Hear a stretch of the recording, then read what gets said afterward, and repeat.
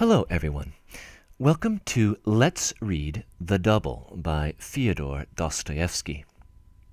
This is an audio recording of the entirety of the novel with occasional commentary from me, the reader, for the purpose of clarity. Now, if you want to jump straight to the action, feel free to skip ahead to the next video in this playlist. To access the playlist itself, check out the video description below.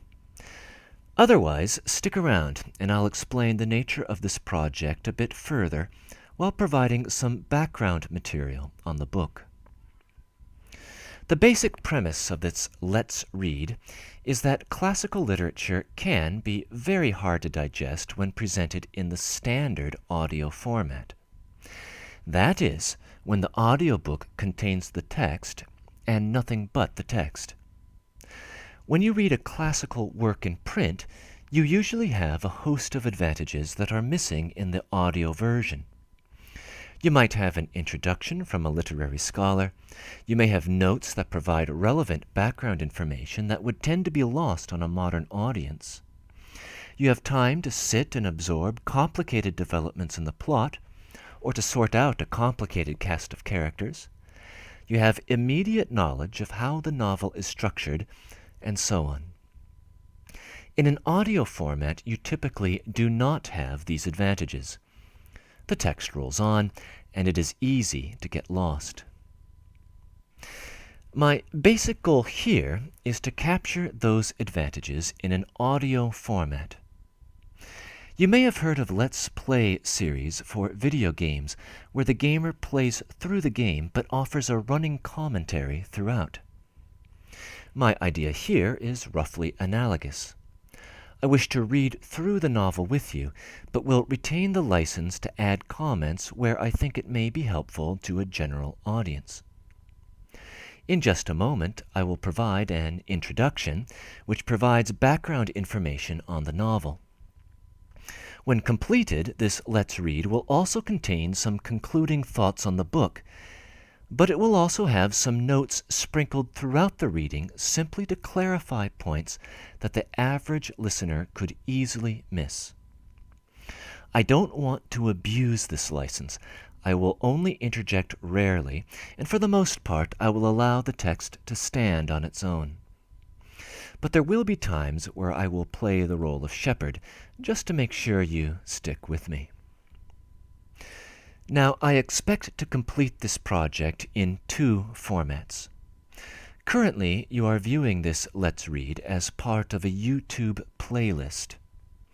I do think this is the best way of consuming the product, since it allows for ease of navigation and makes the structure of the novel immediately explicit.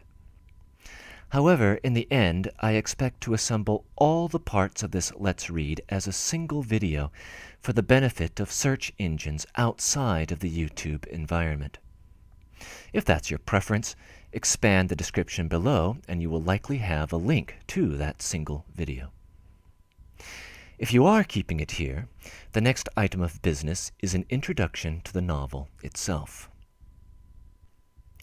First things first. The Double is in the public domain, which means that we can read it here without worrying about copyright law.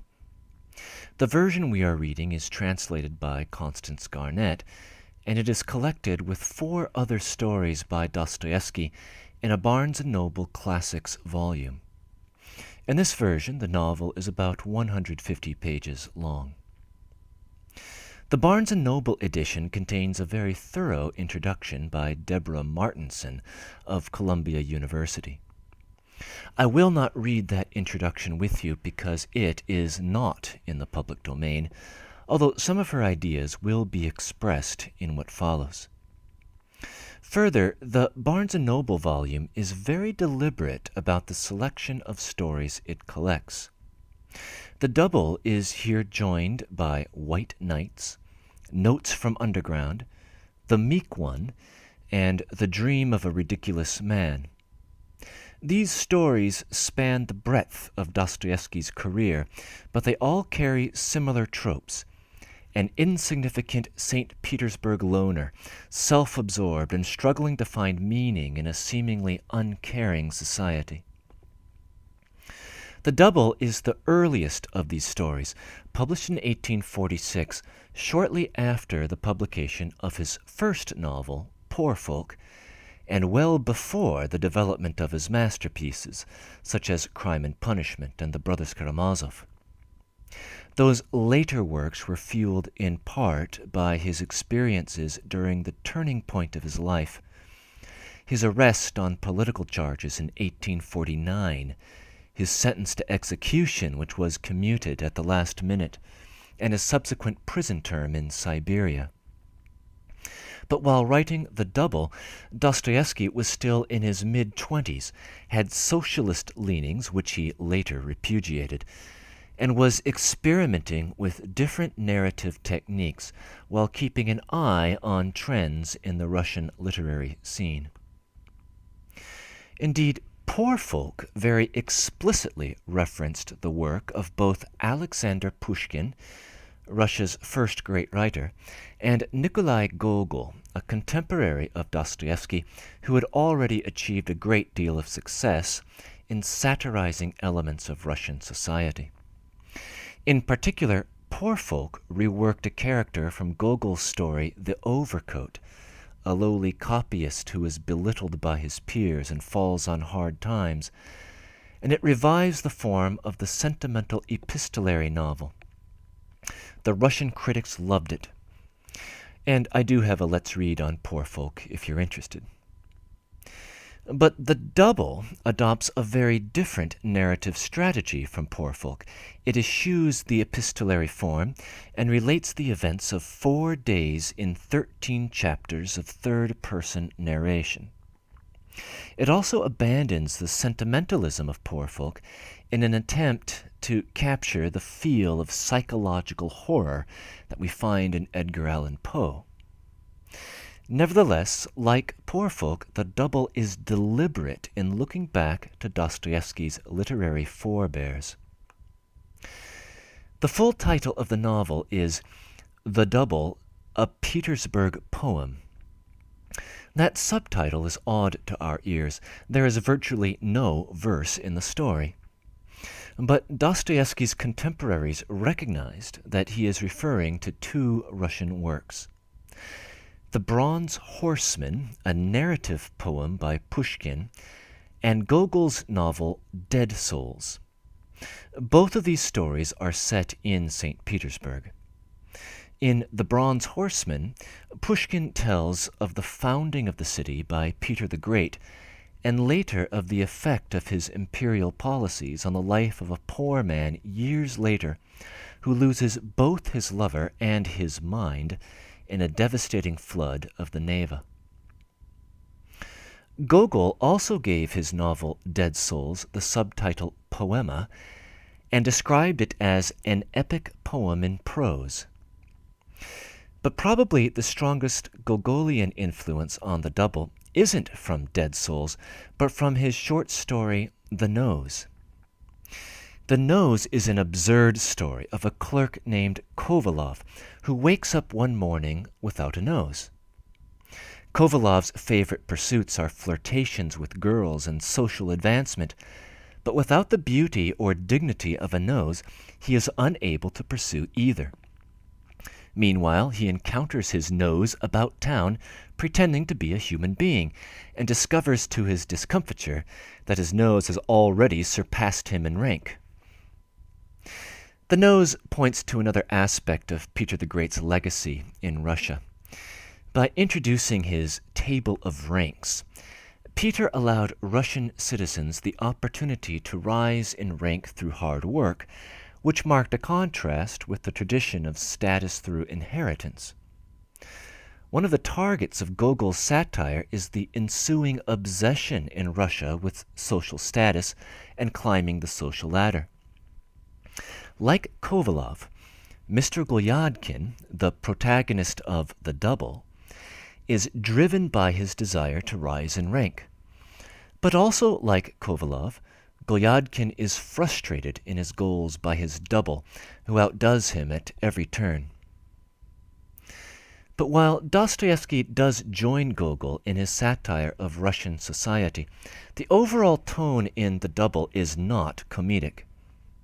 Rather, it attempts to be eerie and unsettling, much like other tales involving doubles, such as Poe's William Wilson or E.T.A. Hoffmann's The Devil's Elixirs, both of which may have served as inspirations. And Golyadkin's particular troubles might also recall the fate of the poor man from The Bronze Horseman. In fact, Dostoevsky's primary goals here are psychological. He is attempting to get us into the mind of a man whose sanity is slipping. Dostoevsky, of course, will always be remembered as an intuitive psychologist, and his later masterpieces are renowned for how effortlessly he denudes his characters' souls, leaving their secret longings and fears exposed to our gaze, and without that thick crust of propriety that burdens your typical Victorian British novel. But here, in The Double, there is nothing effortless about his project. Everything is very carefully and deliberately constructed. We will see how things are structured as we read, but a couple of features deserve advance notice. One of these is the narrative voices that we encounter. Much of the volume of the novel comprises the reported speech or thoughts of Golyadkin, which is often erratic or irrational, and which involves a certain set of characteristic verbal tics. We also hear the third-person narrator speaking in an objective voice, but we also get a sort of halfway house between the two. That is, the third-person narrator often assumes the linguistic mannerisms of Golyadkin himself. Towards the beginning of the novel, when the narrator adopts Golyadkin's language, this is signaled by the use of quotation marks. But as the novel proceeds, the quotation marks drop out of the picture, and the objective voice becomes weaker. Further, when we encounter the thoughts or speech of Golyadkin, we discover strange linguistic patterns. For instance, he will sometimes refer to himself in the third person, and sometimes in the second.